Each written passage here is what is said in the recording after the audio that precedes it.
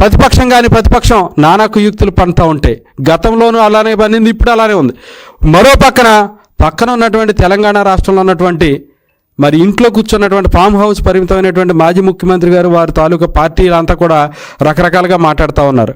మొన్న కూడా కేటీఆర్ గారు ఏదో మాట్లాడుతున్నారు, చిన్నప్పటి నుంచి వింటా ఉన్నాం, మేము కాళేశ్వరం కట్టి చూపించాం, మీరు ఇంకా పోలవరం నుంచి కట్టలేదని. పోలవరం తాలూకా చరిత్ర, తాలూకా ప్రాజెక్టు ఎలాంటిదో తెలిస్తే ఖచ్చితంగా మీరు అలా మాట్లాడరు. మీరు కాళేశ్వరం కట్టారు, అది కాళేశ్వరం కాదు కూలేశ్వరం అని యావత్ భారతదేశం అంతా కూడా మీ గురించి మాట్లాడుకుంటున్నటువంటి విషయాన్ని మీరు గమనించాలి. కట్టినటువంటి 3 ఏళ్లలోనే మీరు అధికారంలో ఉండగా కట్టింది, మీరు అధికారం దిక్కుముందే పగుళ్ళు వచ్చి కుంగిపోయి ఏ రకమైనటువంటి వాతావరణం ఉందో, బోర్ వాటర్ కింద వేసిన పంటను కూడా కాళేశ్వరం అని మీరు ఏ రకంగా అయితే చెప్పుకున్నారో ప్రజలందరూ కూడా గమనించి మిమ్మల్ని ఏ రకంగా ఇంటికి పంపారో తెలియజేసుకుని మీరు ఒకసారి ఆత్మపరిశీలన చేసుకుని మీరు రాష్ట్రంగా విడిపోయిన అన్నదమ్ములుగా కలిసి ఉండాలనేది మా ముఖ్యమంత్రి గారు ఎప్పుడు చెప్పేటువంటి మాట, ఈ రాష్ట్రంలో ఉన్న వాళ్ళు అందరూ కూడా పాటించేటువంటి మాట.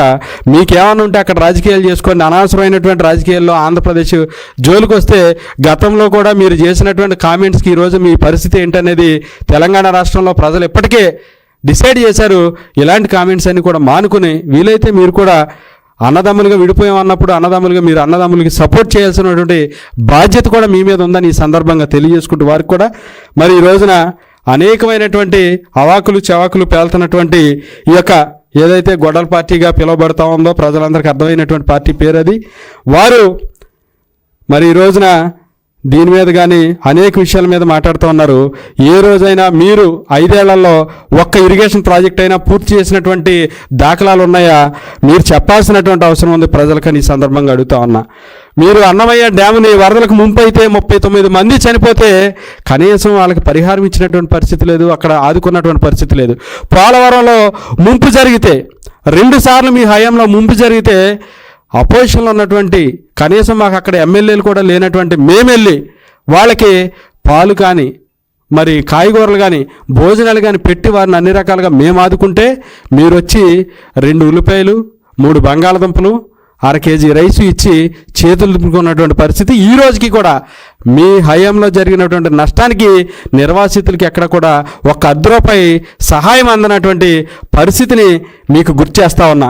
అప్పుడు ఆ సందర్భంలోనే ఆలుగడ్డకి ఉల్లిగడ్డకి తేడా తెలియకుండా మీరు ఏ విధంగా రాష్ట్రం అంతా ట్రోల్ అయ్యారో కూడా ఒకసారి గుర్తు చేసుకోవాలని ఈ సందర్భంగా కోరుకుంటూ మరి ఈ రోజున మామూలు సాధారణమైనటువంటి విషయం కాదు, ఖచ్చితంగా కూటమి ప్రభుత్వంలో చంద్రబాబు నాయుడు గారి నాయకత్వంలో పోలవరం ప్రాజెక్టును పూర్తి చేసి ఒక సువర్ణాక్షరాలతోటి ఆంధ్రప్రదేశ్ చరిత్రలోనే కాదు భారతదేశ చరిత్రలో చంద్రబాబు నాయుడు గారి నాయకత్వంలో చంద్రబాబు నాయుడు గారి పేరు చిరస్థాయిగా నిలిచిపోతుందని ఈ సందర్భంగా తెలియజేస్తూ, ఈ సందర్భంగా ఎవరైతే ఈ యొక్క ప్రాజెక్టుల గురించి మాట్లాడుతూ ఉన్నారో, ఏ ప్రాజెక్ట్ అయినా మీరు చేసినటువంటి కార్యక్రమాలు ఏవైతే ఒక్కటన్నా ఎక్కడైనా మేము ఇదిగో ఈ యొక్క ప్రాజెక్టు పూర్తి చేసాం, లేకపోతే ఈ యొక్క పని మేము పూర్తి చేసాం, లేకపోతే నిర్వాసితుల కోసం ఇంత మేము డబ్బులు కేటాయించాం, ఇంత చేసాం అనేటువంటి ఏదైనా ఉంటే ఎవరైనా చర్చికి రావాల్సిందిగా మిమ్మల్ని ఆహ్వానిస్తూ ఉన్నాం. ఆ ప్లేస్ మీరు డిసైడ్ చేసుకున్నా సరే, మమ్మల్ని డిసైడ్ చేసిమన్నా సరే, టైం మీరు చెప్పినా సరే, మమ్మల్ని చెప్పమన్నా సరే, ఎక్కడైనా ఎప్పుడైనా చర్చికి మేము సిద్ధంగా ఉన్నామని ఈ సందర్భంగా తెలియజేస్తూ, ఒక్కసారి పరిశీలన చేస్తే కనుక ఇప్పటివరకు కూడా దాదాపుగా పునరావాస కేంద్ర కాలనీలు ఏవైతే ఉన్నాయో 26 కాలనీలు, 49 కానీ 29 కాలనీలు పూర్తి చేసాం. ఇంకా మిగతావి కూడా డిసెంబర్ 2026కి పూర్తి చేయడానికి ఈ యొక్క ప్రభుత్వం టార్గెట్ పెట్టుకుందని ఈ సందర్భంగా తెలియజేసుకుంటూ, మొత్తం నిర్వాసితుల కుటుంబాలకు సంబంధించి 38,060 కుటుంబాలకు గాను ఇప్పటికే దాదాపుగా 15,000 కుటుంబాలు పూర్తిగా అక్కడి నుంచి సురక్షితమైనటువంటి ప్రాంతాలకు వాళ్ళకి ఇవ్వాల్సినటువంటి ప్యాకేజీ ఇచ్చి తరలించినటువంటి పరిస్థితి కూడా ఈ సందర్భంగా తెలియజేసుకుంటూ, ఏదైతే పునరావాసానికి సంబంధించి ఏదైతే భూమి కానీ ఇళ్ళు ఇవ్వటంలో కానీ మిగతా విషయాలకు సంబంధించి వాళ్ళకి సంబంధించినటువంటి అనేకమైనటువంటి మౌలిక వసతుల కల్పనకు సంబంధించి కానీ 1,99,000 ఎకరాల సేకరణకు కానీ ఇప్పటికే దాదాపు 90,000 ఎకరాలని సేకరించి వాళ్ళకి అప్పగించేటువంటి ప్రయత్నం ఈ ప్రభుత్వం చేపట్టిందని ఈ సందర్భంగా తెలియజేసుకుంటూ, ఓ పక్కన కుడికాలకి 22,000 క్యూసెక్కులు వాళ్ళకి ఇవ్వటానికి ఇదంతా కూడా బడ్జెట్ పెంచి కాలువలన్నీ కూడా బాగు చేయడం జరిగింది. అదేవిధంగా 1,200 కోట్ల రూపాయలతోటి ఈ యొక్క ఎడమ కాలువ పనులు చేపట్టారు. 8 దశల్లో పనులన్నీ కూడా యుద్ధ ప్రాతిపదికన జరుగుతున్నాయి. అవి కూడా 95% పనులన్నీ కూడా దాదాపు పూర్తి కావచ్చుని. మరికొద్ది నెలల్లోనే అది కూడా పూర్తయ్యేటువంటి పరిస్థితి ఉంది. అదేవిధంగా 450 కోట్లతో పునరావాస కాలనీల నిర్మాణానికి టెండర్లు పిలిచి డిసెంబర్ 2026 నాటికి మొత్తానికి కూడా పూర్తి చేయడానికి ఈ ప్రభుత్వం అంతా కూడా ముందుకెళ్తుందని ఈ సందర్భంగా తెలియజేస్తా ఉన్నాం.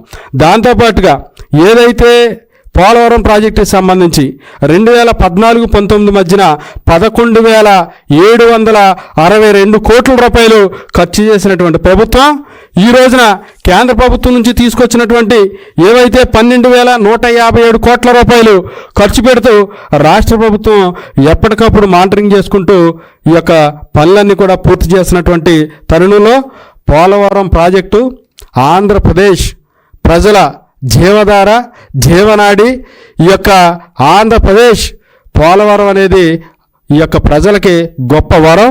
అలాంటి వరాన్ని ప్రసాదిస్తున్నటువంటి నాయకుడు ఆంధ్రప్రదేశ్ అభినవ భగీరథుడు నారా చంద్రబాబు నాయుడు గారు. వారి నాయకత్వంలో ఖచ్చితంగా ఈ యొక్క ఏదైతే గిన్నిస్ రికార్డు అయ్యే విధంగా కాంక్రీట్ పనులు కానీ మట్టి క్యూబిక్ మీటర్స్ మట్టి తవ్వకాల్లో కానీ గిన్నిస్ రికార్డులు ఏవైతే సాధించారో అదేవిధంగా గిన్నిస్ రికార్డు స్థాయిలో ఈ పోలవరం ప్రాజెక్టుని పూర్తి చేసి జాతికి అంకితం చేస్తారు. ఆంధ్ర రాష్ట్రాన్ని సస్యశ్యామలంగా మారుస్తారు. అది రాష్ట్ర ప్రజలందరూ కూడా విట్నెస్గా ఉండబోతున్నారని ఈ సందర్భంగా తెలియజేసుకుంటూ సెలవు తీసుకుంటా ఉన్నా. జై తెలుగుదేశం, జై చంద్రబాబు నాయుడు గారు, జై లోకేష్ అన్న.